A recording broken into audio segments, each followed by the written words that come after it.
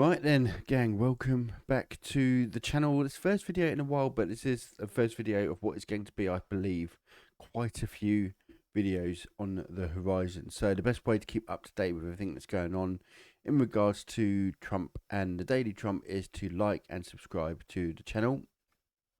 And as I say, going forward, we've got a lot of videos to catch up on, a lot of stuff that's happening, a lot of stuff that we know is going to happen in the future. And the best way to keep all up to date with all of that, like I said, is here on the Daily Trump. Now, just a quick reminder for those who have never watched me before, don't know who I am. My name's Ben, and before you make any conclusions about which side of the political spectrum I sit on, I'll just put it out there very bluntly. I have got a history of voting on both the left and the right. So I don't consider myself a lefty. I don't consider myself a righty.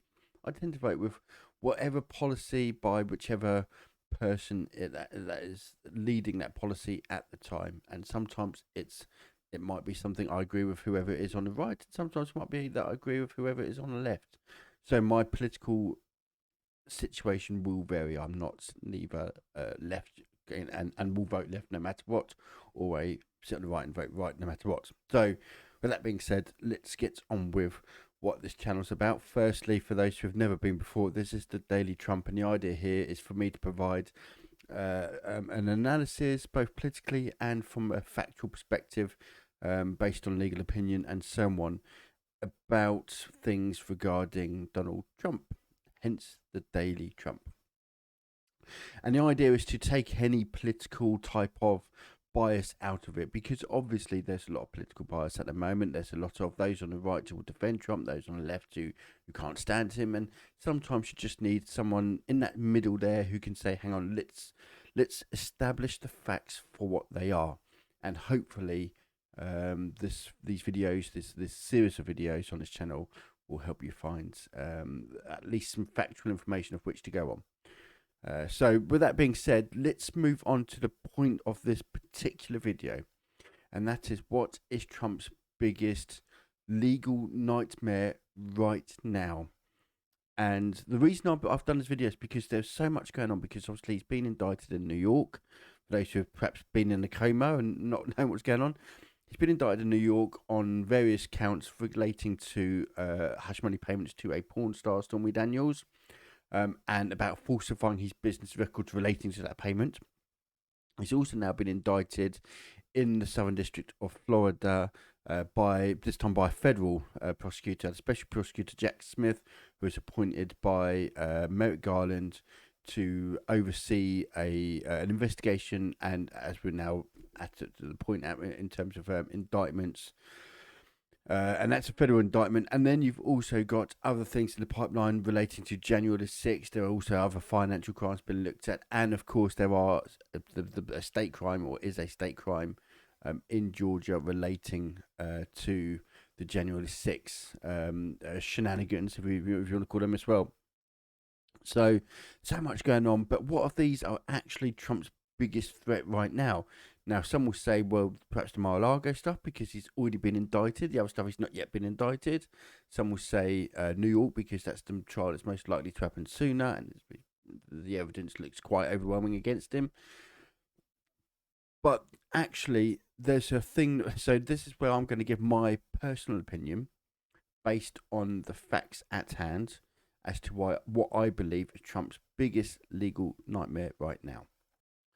So, Trump's biggest legal nightmare right now is the investigation in Georgia, in my opinion. And this is why. Firstly, what do we know? Let's go through and establish some facts.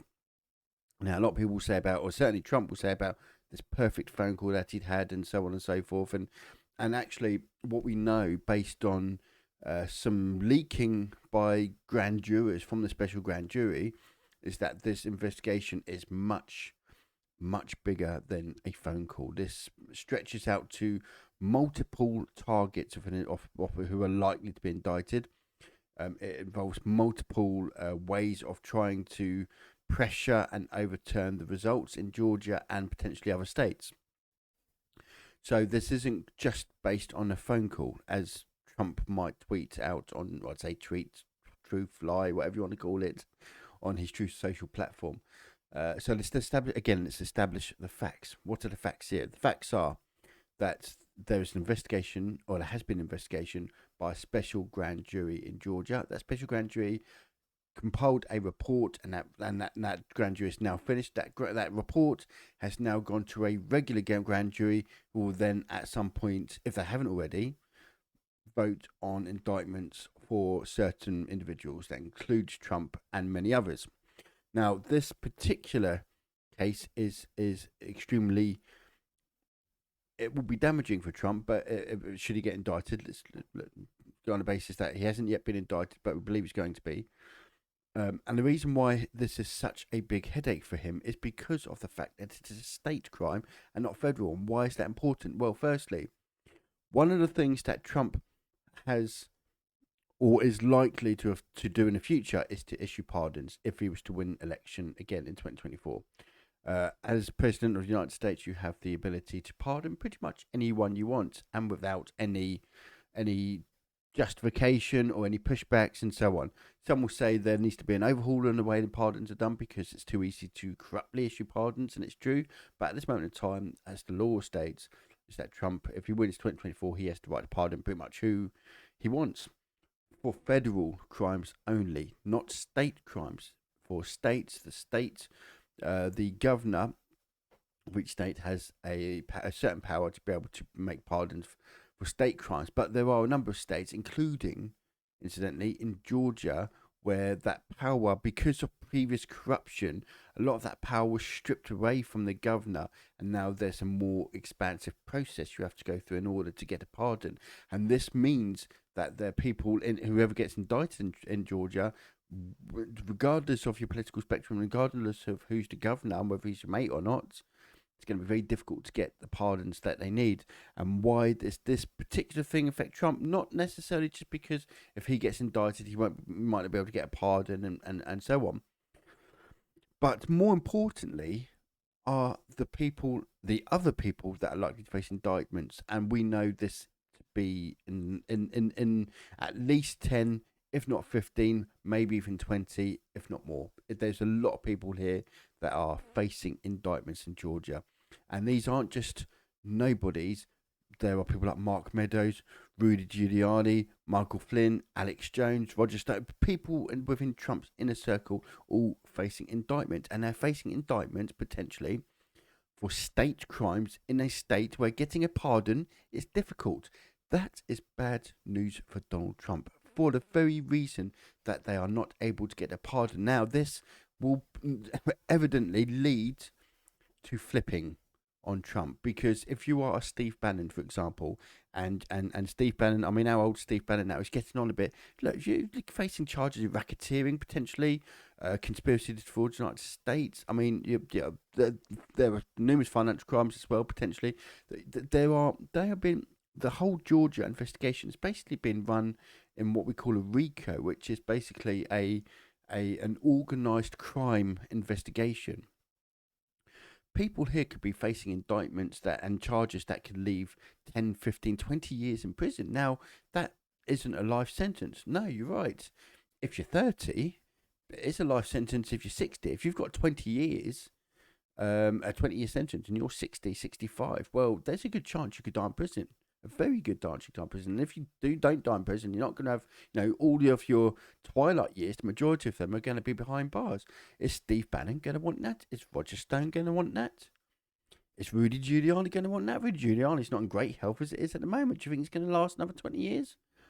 So some of these people are going to have a real decision to make over the coming weeks, if not months. And that is whether or not they are going to flip and try and get some sort of plea bargain that allows them to at least spend the majority of their remaining life outside of prison. Or are they going to go to prison potentially for the rest of their life for Donald Trump? And that is why Donald Trump, and there's nothing Trump can do about that. No amount of pardon promises, etc., can change that. And this is why it is such a big problem for Donald Trump. Just an FYI, Steve Bannon's actually 69 years of age, nearly 70. He's already facing potentially, because don't forget, he is currently a convicted felon.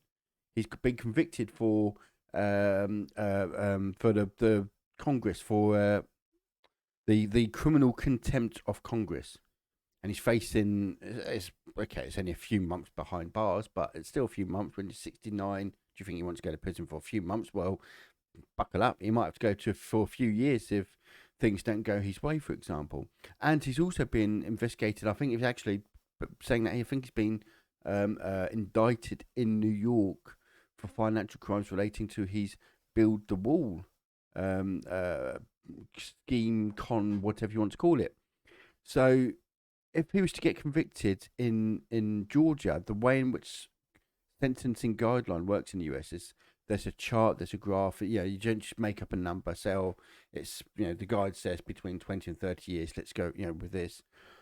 They look at things such as the level of crime that gives you points, and then if you've got a previous record. And unfortunately for Steve Bannon, unless he starts winning appeals against these criminal convictions, like the one for criminal contempt of Congress, which is going through an appeals process, if he loses that appeal, that is on his record. He would then be a convicted felon. That is going to add points. It's going to make his sentencing, because it won't be a first time offence. In fact, by the time this happens, it might not even be a second time offence either. And he's 69 years of age. Is he going to want to go to jail for 20 years plus? A life sentence when you're 69, potentially. Another person, let's have a look at the age of Roger Stone. Roger Stone's 70 years of age. Again, these people are not young. Even if they got 10 years probably be out in 7 or 8, if not before. That's still, when you're 70 years of age, it's still a chunk of your life behind bars at the twilight of you don't know how long. When you get to 70, you don't know how long you got left. You could die of a heart attack. I know you could say that at 35 or 40, but in reality, when you get to 70, 10 years is a long time when you're 70. How many people at 70 can put their hands up and say, yeah, I'm definitely going to live till I'm 80?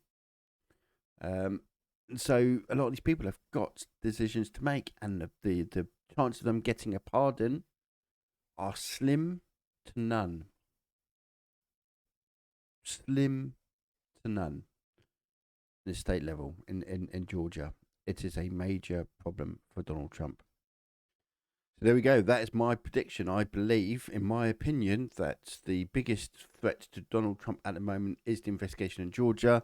When our indictments happening, we expect them to happen, but the back end of July into early August. In fact, by Fannie Willis, who is the person prosecuting this from Fulton County, the U.S. attorney in Fulton County.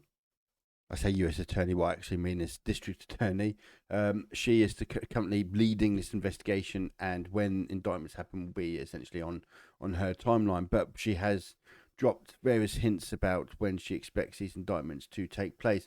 What we do know is that the courts in Georgia have been asked to basically keep a clear schedule for the first 2 weeks in August. Now, there are two reasons why that might be why you would want to do that. Firstly, it's because you've got quite a few pending indictments, and you want to get these people into court as quickly as possible.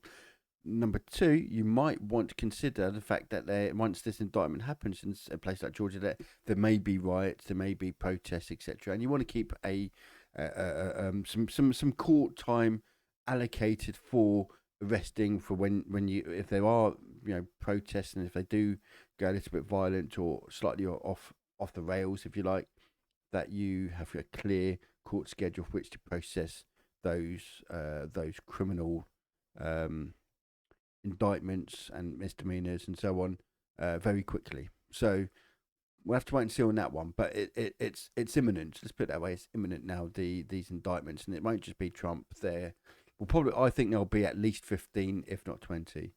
The only reason we can't say for sure, we know that there was many target letters that were sent out to people in Georgia, but we don't know how many of them have agreed some sort of plea deal or some sort of. We know some have got immunity.